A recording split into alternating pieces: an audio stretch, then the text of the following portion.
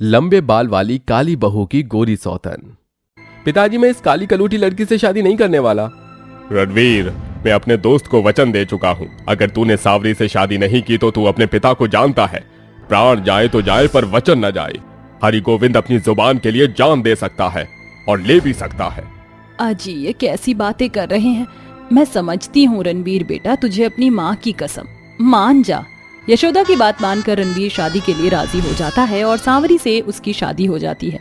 सांवरी का रंग बहुत ही सांवला था, खास उभरी सुंदरता तो नहीं, मगर उसका स्वभाव खरे सोने सा था और उसके लंबे काले घने बालों की चोटी उसके घुटनों तक बल खाती थी। सांवरी बहू, इस कलश को गिराकर गृह प्रवेश करो। जैसे ही सांवरी गृह प्रवेश करके अंदर आती है, अचानक बिजली कट जाती है। तभी चंचल बहू के काले रंग पर ताना कसते हुए कहती है, देख लो माँ, इस काली डायन के घर में कदम रखते ही अंधेरा छा गया। पता नहीं अपशुगनी आगे क्या करेगी। अपने दामन पर अपशुगनी का लांछन लगता देखकर बेचारी बहू की आंखें भर आती हैं और वो मन में कहती है, हे भगवान, मुझ लाचार बहू के दामन पर लगे इस झूठे लांछन को मिटा दे। संध्या की विनती जैसे सोंझे तौर से भगवान के घर जा पहुंची थी कि अचानक पूरा घर रोशनी से चमक उठा और वो कमरे में आकर अपना जूड़ा खोलने लगती है। तभी रणवीर कमरे में आता है। अजी सुनिए, जरा मेरा जूड़ा पिन खोल देंगे, कब से बाल खींच रहे हैं। रणवीर गुस्से में बिलबिलाता हुआ सांवरी के करीब आकर बड़ी ही बेरहमी से उसके बाल खींचकर कहता है, मैं क्या तेरे बाप का नौकर लगा हूँ काली कलूटी कहीं की? और ये क्या अजी ओजी लगा रखा है? अगर तुझे ये लगता है कि ये 7 फेरे हो जाने से हमारे बीच जन्म जन्म का रिश्ता बन गया है तो इस गलत फहमी को मन से मिटा देना और मुझसे तो कोई उम्मीद मत रखना। रणवीर की बेरुखी बातों से शादी की पहली रात ही सांवरी के सारे सपने टूटकर बिखर जाते हैं। वो सारी रात फूट फूट कर रोती है। अगली सुबह रणवीर शहर निकल जाता है। माँ जी, बाऊजी, ये लीजिए प्रसाद। सच बहू, पुरखे पुरानिये सो आने सच कह गए हैं। बहू घर की लक्ष्मी होती है। अब देखना, तेरे आते ही ये घर कैसे चहक उठा है। वो सब तो ठीक है जी, मगर सांवरी बहू तो अपने बालों को बांध कर रखा कर, वरना नजर लग जाएगी। माँ, ये कोई और की परी नहीं जिसे नजर लग जाए। और मेरी भाभी को तो काले टीके की भी कोई जरूरत नहीं है, पहले ही इतनी काली है। चंचल अपनी भाभी के काले रंग के लिए उसे तीखे ताने मारकर चली जाती है। समय गुजरता है, कई महीने बीत जाते हैं। फिर एक दिन रणवीर शहर की मॉडर्न लड़की मलाइका से शादी करके उसे घर ले आता है। माँ, पिताजी, कहाँ हैं आप सब? यहाँ आइए। रणवीर के आने की खुशी में सांवरी आंखों में आंसू लिए भागती हुई बाहर आती है। रणवीर बेटा, आ गया तू। मगर ये मेम साहब कौन है? माँ, ये मलाइका है, मेरी पत्नी। हम दोनों ने शादी कर ली है। हेलो सासू mom and hello dear darling ससुर जी। अरे वाह रणवीर भैया, ये हुई ना बात। मलाइका भाभी आपके साथ परफेक्ट मैच कर रही है। और ये तो एकदम कटरीना की जितनी गोरी चिट्टी और सुंदर है। सामने खड़ी अपनी गोरी सौतन को देखकर सांवरी की आंखों से आंसू छलक जाते हैं। रणवीर जी, आप मेरे होते हुए मेरी सौतन कैसे ला सकते हैं? How could you? तुमने मेरे पति को छुआ कैसे? मैं इनकी पहली पत्नी हूँ और हमारे देश में पहली पत्नी के रहते अगर दूसरी पत्नी ले आए तो उसे रखैल कहा जाता है। ये सुनकर रणवीर सांवरी को खींचकर थप्पड़ मारता है। तेरी ये मजाल कि तू मेरी मलाइका को ऐसा कहे? तेरे पास इन काले लंबे बालों के सिवा मुझे देने को है ही क्या? अबे तेरे काले रंग से घिन आती है मुझे। काम डाउन डार्लिंग, चलो कमरे में चलते हैं। सभी अपने अपने कमरे में चले जाते हैं, जिसके बाद सांवरी घर छोड़कर जाने लगती है। मत जा बहू, रुक जा। बाऊजी, मेरा यहाँ रहने से कोई फायदा नहीं। मैं इस घर की लक्ष्मी नहीं। शायद वो तुलसी थी जिसकी जगह सिर्फ घर के आंगन में होती है, घर में नहीं। सांवरी को जाता देखकर हरिगोविंद को दिल का दौरा पड़ता है। अजी, क्या हो गया आपको? बाऊजी, क्या हो गया आपको? सांवरी बहू, मेरे पास वक्त नहीं है, मगर तू मेरी बात सुन। यह दुनिया छल से भरी है। ये जब अपना हक मांगने से न मिले तो उसे छीनना पड़ता है।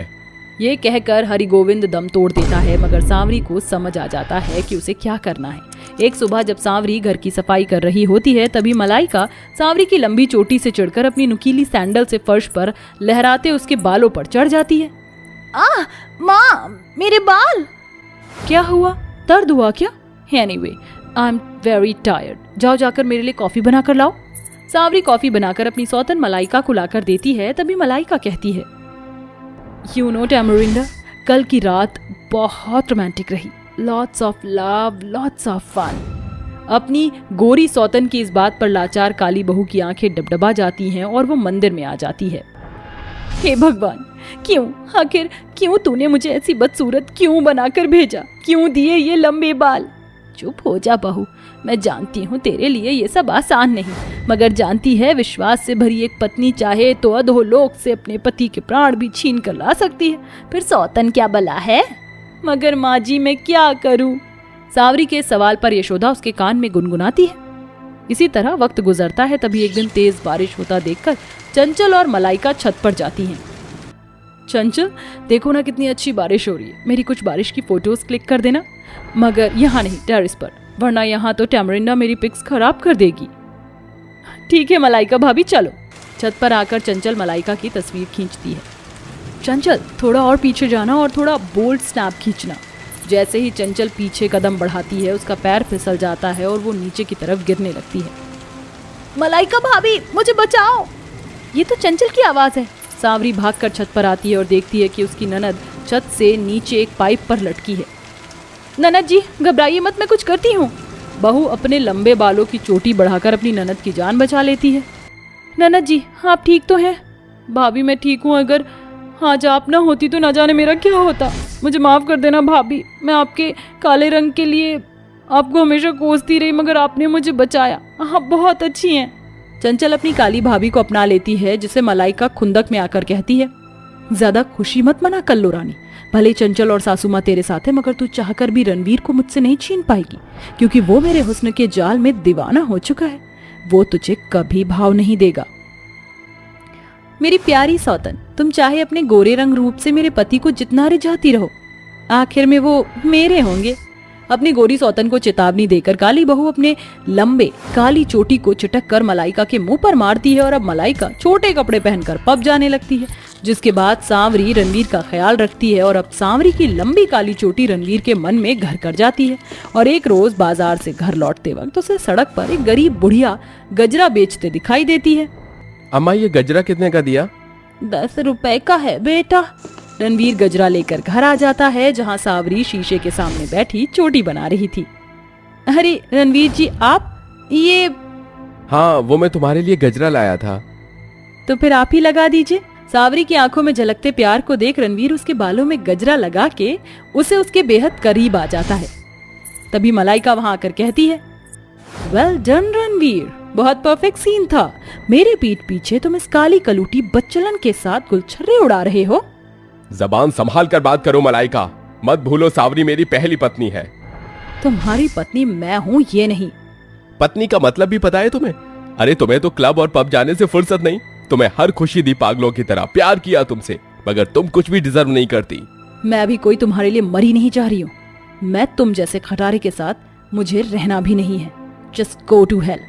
मुझे माफ कर देना सांवरी, आज मुझे एहसास हुआ कि तुम्हें ठुकरा कर मैंने कितनी बड़ी गलती की, but now I realised I love you so much. ये कहकर रणवीर सांवरी को गले से लगा लेता है। आखिर में काली बहू के घर आई गोरी घमंडी सौतन हमेशा के लिए चली जाती है और रणवीर सांवरी को पूरे दिल से अपनी पत्नी का दर्जा देकर उसके दामन को खुशियों से भर देता है। राजेंद्र एक फल वाला था जो दिन रात फल बेचकर अपने परिवार का गुजारा करता था। राजेंद्र के परिवार में बस उसकी पत्नी और इकलौता बेटा अरुण था। राजेंद्र ने अपनी पूरी जमा पूंजी अरुण की पढ़ाई में लगा दी थी। आज अरुण की पढ़ाई पूरी हो चुकी थी, इसलिए अरुण जॉब के लिए शहर जा रहा होता है। बेटा, तू इतनी दूर जा रहा है, अपना ख्याल कैसे रखेगा? ओहो माँ, क्यों इतनी फिक्र करती हो? अब मैं कोई छोटा बच्चा थोड़े ना हूँ। बेटा, बच्चा कितना भी बड़ा क्यों ना हो जाए, वो अपने माँ बाप के लिए छोटा ही रहता है। बेटा, तू जा तो रहा है, लेकिन अपना ख्याल रखियो, समय से खाना खाइयो और समय समय पर हमें कॉल करता रहियो। मेरी प्यारी माँ, आप टेंशन मत लो, मैं आपको रोज कॉल करूंगा। सिर्फ कुछ ही महीनों की तो बात है, मैं आप दोनों को भी वहीं पर बुला लूंगा और देखना जल्दी ही हमारी सारी परेशानियां भी दूर हो जाएंगी। राजेंद्र और सुशीला नम आंखों से अपने बेटे को विदा करते हैं। इधर अरुण भी अब अपनी कंपनी में आ जाता है और पूरे लगन और मेहनत से अपना काम करता है। ओह वेरी गुड अरुण, जब से तुम आए हो हमारी कंपनी में तो बहुत ज्यादा प्रॉफिट हुआ है। Thank you so much sir, मैं इसे अपनी कंपनी समझकर ही काम करता हूँ और इस कंपनी को टॉप पर पहुंचाने के लिए मुझे जितनी भी मेहनत करनी पड़े मैं जरूर करूंगा। वो तुम्हारी ये लगन और मेहनत तुम्हें भी एक दिन टॉप पर जरूर लेकर जाएगी। ये लो तुम्हारा first promotion. Thank you sir, thank you so much. Arun, मेरी बेटी अभी लंदन से अपनी बिजनेस स्टडीज पूरी करके आई है। मैं चाहता हूँ जो मैंने तुम्हें नया प्रोजेक्ट दिया है उसमें तुम और मेरी बेटी रश्मि साथ मिलकर काम करो। अपने बॉस के कहने पर अरुण रश्मि के साथ काम करने के लिए तैयार हो जाता है और अब रश्मि और अरुण साथ में काम करते हैं। रश्मि दिखने में बहुत ज्यादा सुंदर होती है। साथ साथ काम करते करते रश्मि और अरुण दोनों बहुत अच्छे दोस्त बन जाते हैं और धीरे धीरे एक दूसरे को पसंद भी करने लगते हैं। अरुण, मैं तुमसे बहुत प्यार करती हूँ। मैं तुमसे शादी करना चाहती हूँ। प्यार तो मैं भी तुमसे बहुत ज्यादा करता हूँ और मैं भी तुमसे शादी करना चाहता हूँ, लेकिन मैं तुम्हारे पापा की तरह अमीर नहीं हूँ और ना ही मेरे पास बंगला है। मैं गरीब परिवार से हूँ। क्या तुम मेरे साथ अपनी पूरी जिंदगी बिता पाओगी? मैं तुमसे बहुत प्यार करती हूँ। मुझे फर्क नहीं पड़ता कि तुम अमीर हो या गरीब। मुझे बस तुम्हारे साथ में पूरी जिंदगी जीनी है। रश्मि की बात सुनकर अरुण की आंखों में आंसू आ जाते हैं और वो रश्मि को हक कर लेता है। रश्मि और अरुण दोनों ही अपने परिवार को अपने रिश्ते के बारे में बताते हैं और इन दोनों का परिवार भी जल्द ही इनकी शादी करा देता है। अरुण बेटा, जा बहू को ले जा। बेचारी थक गई होगी, थोड़ी देर आराम कर लेगी तो थकान भी उतर जाएगी। और बाद में मुंह दिखाई की रस्म भी है, जब तक बहू थोड़ा आराम कर लेगी। ठीक है माँ। अरुण, वैसे तुम्हारा घर कुछ ज्यादा ही छोटा नहीं है? मेरा तो बाथरूम भी तुम्हारे घर से बड़ा था और यहाँ कितनी गर्मी भी है। मैं तो कभी भी इतनी गर्मी में नहीं रही। रश्मि, तुम्हें तो मैंने शादी के पहले ही अपने घर के सारे हालातों के बारे में बता दिया था ना, तो अब ये क्यों कह रही हो तुम? लेकिन मुझे ये नहीं पता था कि तुम इतने ज्यादा गरीब होगे कि तुम्हारे घर में एक पंखा भी नहीं होगा। और ये बेड देखो, ना जाने कब टूट जाए। और ये दीवार, इन पर कितनी ज्यादा सीलन आ गई है। देखो, मैंने तुम्हें पहले ही सब कुछ बता दिया था। अब तुम्हें इसी घर में ही अपना गुजारा करना होगा। इतना कहकर अरुण वहां से चला जाता है और उनकी बात पर रश्मि को बहुत ज्यादा गुस्सा आता है, लेकिन वो कुछ कह नहीं पाती। रश्मि रेडी होकर अपनी मुंह दिखाई की रस्म के लिए आ जाती है। अरे बहू, आ गई तुम। चलो यहाँ बैठ जाओ।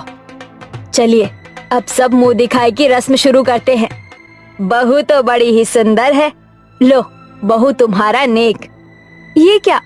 ये तो सिर्फ 100 रुपए है। बहू, हमारी इतनी ही हैसियत है, हम तुम्हारी तरह इतने अमीर नहीं हैं। यार, ये मैं कैसे घर में आ गई? ना तो इस घर में एसी है, ना पंखा है, ना कुछ और। ना जाने मैं इतनी गर्मी में कैसे रहूंगी। ऊपर से मुंह दिखाई की रस्म में सिर्फ 100 रुपए। मेरे टॉमी के बिस्किट भी इससे ज्यादा महंगे आते हैं। रश्मि बिना बड़ों का लिहाज करे वहां से चली जाती है। रश्मि का ये बर्ताव किसी को भी पसंद नहीं आता है। रश्मि जल्दी से अपना फोन निकालती है और अपने कमरे के लिए एक एसी बुक कर देती है और देखते ही देखते कुछ दिनों में एसी आ जाता है। अब जाकर राहत मिली है। ऐसा लग रहा है किसी जन्नत में आ गई मैं। अगर मैं एसी नहीं मंगवाती तो इस झुलसती गर्मी में मर ही जाती। सुशीला, एक गिलास पानी तो पिलाना। ये लीजिए पानी। क्या हुआ आपको? आज तो हालत ही खराब हो गई है गर्मी में। ऐसा लग रहा है कि शरीर से आग से निकल रही हो। अब हम सबको इस गर्मी को और सहन करने की कोई जरूरत नहीं है। क्या मतलब? बहू ने सुबह ही अपने कमरे में एसी लगवाया है। उसके कमरे के पास जाते ही ऐसा लग रहा है कि जैसे हम कश्मीर में खड़े हैं। आप बहू के कमरे में चले जाइए, मैं आपके लिए वही खाना लेकर आती हूँ। सुशीला के कहने पर राजेंद्र अपनी बहू के कमरे में चला जाता है।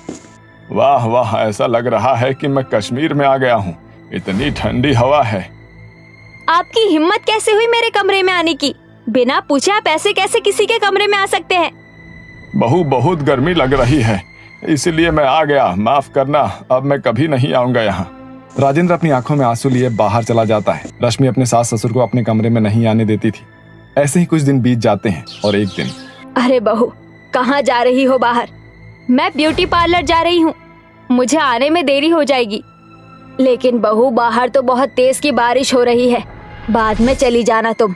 आप होती कौन हो मुझे ये बात बताने वाली कि मुझे कब बाहर जाना चाहिए और कब नहीं? रश्मि अपनी सास की बात नहीं मानती और रिक्शे में बैठकर वहां चली जाती है। बारिश तेज होने की वजह से रिक्शा पलट जाता है, जिससे रश्मि को बहुत चोट आती है। आसपास के लोग रश्मि को हॉस्पिटल लेकर जाते हैं। ये बात रश्मि के सास ससुर को पता चलती है तो वो भागते भागते अपनी बहू के पास आते हैं। बहू, क्या हुआ तुम्हें? तुम ठीक तो हो ना? ज्यादा चोट तो नहीं लगी ना तुम्हें? मैंने कहा था ना कि बाहर मत जाना, पर नहीं मानी ना मेरी बात। देखो कितनी ज्यादा चोट लग गई है। राजेंद्र और सुशीला दोनों ही रश्मि का बिल्कुल अपनी बेटी की तरह ख्याल रखते हैं अपने सास ससुर का इतना प्यार देखकर रश्मि को अपनी गलती का एहसास हो जाता है। माँ जी, बाबूजी, मैंने आप लोगों के साथ इतना बुरा बर्ताव किया, लेकिन फिर भी आप लोगों ने बिल्कुल अपनी बेटी की तरह ही मेरा ख्याल रखा है। बेटा, तुमने हमें सिर्फ अपना सास ससुर ही माना है, लेकिन हम तुम्हें अपनी बेटी मानते हैं। रश्मि अपने ससुर की बात सुनकर रोने लगती है और उनसे माफी मांगती है। माँ जी, बाबूजी, मुझे माफ कर दीजिए। आप दोनों ने मुझे अपनी बेटी माना, लेकिन मैंने आपके साथ इतना बुरा बर्ताव किया। मुझे माफ कर दीजिए। रो मत बेटा, बेटियां रोती हुई नहीं बल्कि हंसते हुए अच्छी लगती है। सुशीला और राजेंद्र दोनों ही रश्मि को माफ कर देते हैं। रश्मि अब अपने सास ससुर के कमरे में एसी लगवा देती है, जिससे उन्हें इस झुलसती गर्मी में राहत मिल जाती है।